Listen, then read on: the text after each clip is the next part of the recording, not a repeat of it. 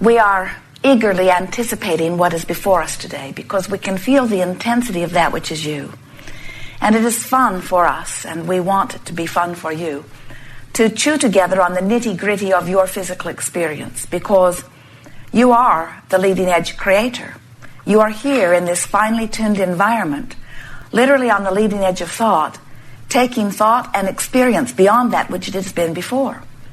And we want you to feel that. We want you to release old things that you've picked up along your physical trail that imply that you are here being tested and that the truly worthy are still non-physically focused. Because while what is non-physically focused is truly worthy, so are you. And while what is non-physically focused is pure positive energy, so are you. And what is non-physically focused is not separated from that which is you. In other words, we cannot separate us from you. You can. You can find some nitpicking thing that you are fussing about and worrying about, and you can fixate on so steadily that you begin to disallow that which is us. You could get focused upon unwanted things and practice the thought of that so much that it would become the dominant vibration that you are offering. And so, just like tuning your radio, you could set your own radio, meaning you, on a station that is different from your source and then complain about what you're getting. But it does not change the fact that source energy is always flowing to you, and that a crystal clear channel of well-being is flowing. And we want to remind you that with far less effort than you think, you can begin to gradually, and we say that not because we think you are incapable of doing something speedy, but because it is better for you if you take it gradually. Gradually reacclimate your own personal vibration until it begins to resonate completely with that which is your source. And when you get there, you are mostly joyful. Well, the reason we said mostly is because you vacillate between contented peacefulness and joy. In other words, you vacillate between bouncing off the wall enthusiasm and downright through and through contentment. When you are in alignment with that which is your source, you feel good all of the time. And when you are less than in alignment, you feel less than good. And so, we're not encouraging you to, in a moment, leave behind all thoughts you've ever had. It would be unsettling. You like the continuity of your time-space reality, and you like the continuity of the relationships that you've been establishing. But what we are really encouraging, and you'll hear a lot of it here today, and we know it will be helpful to those of you who have decided to be deliberate creators. We want to assist you in gradually reaching for the thought that feels better until you gradually acclimate to the pure positive source energy that is you. It's a wonderful journey. You are understanding that as creators, your environment inspires your idea of what you want to create. And we want you to, for a little while, maybe for a week or a month, give more emphasis to your appreciation of this time-space reality in which you are focused. Don't try to relive the past. Don't try to get back to some place that you thought or heard, rumored was a better time. Instead, live in the powerful now, because this is where all of your power is. You and everyone around you has been evolving to this moment in time. And the culminations that you are living are the most important culminations that have ever been. They are the culminations of so much pre-paving of both a physical and a non-physical nature. We like it when you begin to relax into that which is your now and enjoy what is happening now. And while there is much from your past that is life-giving in nature, and while there is much in your future that is life-drawing or life-giving in nature, all of your power is right here and now. And by that we mean, right now is when you're feeling. And what you're feeling is the indication of how you're vibrating.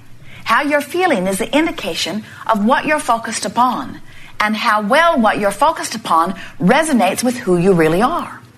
So as you're focused upon something right now, an idea or something that you're looking right at, and you feel wonderful as you give it your attention, that means that right here and now, you and all of you, in other words, you and the source that is you, is having this moment in time. You're literally the eyes and ears and nose and fingertips. You are literally the taste buds for that which you call God. You are source energy in physical embodiment. And when you feel good, you are allowing all that you believe is God to flow through you in your powerful now. That is a wonderful use of now. And so we would like to say to you, let following your bliss be your dominant objective. But for right now, just reach for the best feeling thought that you can find.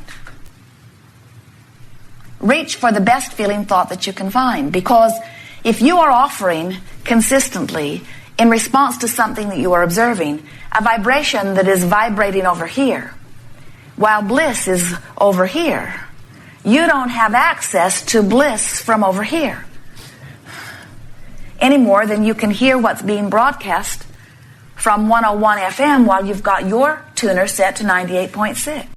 You got to get somewhere in the vibrational proximity in order to begin to lock in. So when we talk about the art of allowing, what we're talking about is wanting so much to feel good that even though you don't, maybe in this moment, that you're willing to try to find something that feels a little better. And as you deliberately try to find something that feels a little better, and you find something that feels a little better, and you consciously acknowledge, yes, indeed, this does feel a little better, and then you fixate there for a little while until you regain your footing, and then again you say, now I will try to find something that feels a little better. As you keep reaching for something that feels a little better, you will lead yourself right back out into the light. Now, listen carefully here for a little bit, because we're going to say some things that may sound surprising to you. Because you're accustomed to positive speakers, and Abraham would certainly like to be put into that category, of saying to you, don't be angry, be joyful. Don't be critical, be appreciative. Don't be sad, be glad. But today we're going to say to you, don't be sad, be less sad. Don't be less sad, be hardly sad. Don't be hardly sad, be seldom sad. Don't be seldom sad, be sometimes glad. Don't be sometimes glad, be often glad. Don't be often glad, be more often glad. Don't be more often glad, be mostly glad. Don't be mostly glad, be glad. Can you feel the difference? So, when you are in despair or grief, and someone says, keep a stiff upper lip, just punch them. It'll make you feel better. But if you were to keep punching them, you would not feel very good for very long. In other words, we're talking about following the path of least resistance. We notice sometimes that when you are in a very strong negative emotion that feels overwhelming and suffocating, maybe even like the emotion of grief, that sometimes being mad at someone is a way out. Because feeling mad at somebody feels better than the overwhelming, suffocating grief. Now, many positive speakers would say, don't turn your grief to anger. And we say, we would. It might be the only avenue you have for a moment. Just don't get stuck in anger. So, if anger feels a little less suffocating than grief, then long live anger. No, we don't mean that. Short live anger. But bless the anger, bless the distraction, bless the relief that comes. You're getting the sense of what we're talking about. So as you find a little bit of relief in the anger, in time, the anger is not going to feel so good because it is really a departure from who you really are. And so you'll be reaching for less angry thoughts, and certainly you're not wanting to get stuck there. As we watch so many of you deliberately working to feel better and really wanting to be conscientious, deliberate creators, we see you sometimes being sort of hard on each other because you can't really relate to what anybody else is feeling unless you're feeling it. So what happens is those who are feeling what you feel, who feel sincere empathy, don't help you because they're in the same hole you're in.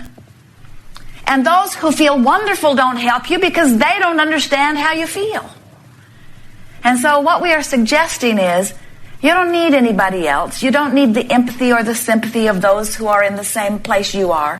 And you don't need the bright-eyed, bushy-tailed ones that are vibrating in a whole other place. What you do need is the knowledge that you can move yourself to a better feeling place, and that in fact it is natural that you feel good, and that in fact if your determination is to eventually get there, but not right now that's helpful.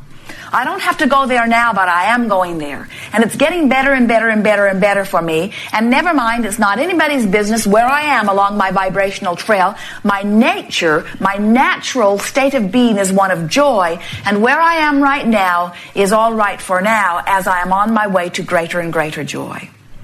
We're wanting to help you soften just a little bit this science of deliberate creation, and we're wanting you to get this art of allowing into a clear perspective, because, friends, it is so natural for you to feel wonderful. And if you are not feeling wonderful, it's not who you really are, but it's all right if you're not feeling wonderful, because you are dealing with the contrast of your time-space reality. And out of that contrasting experience is being born the desire that rockets forth from you. You are on the leading edge of thought. Do you have any idea how much appreciation is felt for you by those of us who linger in the non-physical energy, where pure positive energy is the nature of our being, where we suffer not at all? Do you have any idea how much appreciation we feel for you who are out here on the nitty-gritty leading edge of thought, who are willing to experience the contrast in order to give birth to the new desire? And do you understand that this universe moves forward productively and powerfully and joyously as a result of your efforts? When we speak about the law of allowing, when we speak about the art of allowing, we're talking about you assisting you, us assisting you, and you assisting you in tapping into the resources that are natural to you. We're talking about allowing, finally allowing, no matter what, allowing as much as you can right now, allowing as much as you can right now, the source energy to flow through you. Jerry and Esther were visiting with Jerry's son and their children recently. Wonderful little children, a 5-year-old girl and a 2-year-old boy. And their mother had just explained to the 5-year-old that sometimes she distracts 2-year-old Kevin because sometimes he just wants to do things that are better for him not to do right now. And so she is using the guise of distraction in order to change the subject, a sort of bridging thing. And Laurel is just beginning to grasp the idea of distraction, and she can see the merit of it. And so Kevin is out in the front yard, and he has his clothes on. They're getting ready to go somewhere, and Kevin likes to play in the hose. And very often, after he is fully dressed again, and then again, and then again. And so it has been Laurel's charge to keep Kevin from getting wet until they are able to go. And so Laurel manages it. And then she explains to her mother after the fact, I distracted Kevin. I told him there was a bee, which was particularly important to Kevin because he had had his first bee sting only a few days before. And now anything that was flying around was a tremendous distraction to him.